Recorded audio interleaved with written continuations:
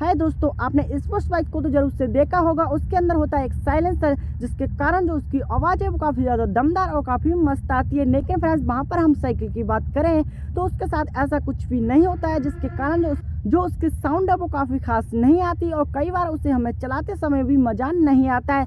लेकिन दोस्तों, आज मैं आपको एक ऐसी ट्रिक बताने वाला हूँ जिससे आप घर पर ही जीरो कॉस्ट के अंदर साइकिल के लिए साइलेंसर बना सकते हो और उससे आपकी साइकिल काफ़ी कमाल की साउंड निकालने वाली है। लेकिन फ्रेंड्स, वीडियो शुरू करने से पहले अभी तक आपने हमारी वीडियो को लाइक नहीं किया तो जरूर से लाइक कर लीजिएगा। और फ्रेंड्स, इसी तरह की और भी मस्त मस्त वीडियोज देखने के लिए हमारे चैनल को जरूर से सब्सक्राइब कर लीजिएगा। तो चलिए फ्रेंड्स, बिना आपका टाइम वेस्ट करे आज की वीडियो को फटाफट से शुरू करते हैं।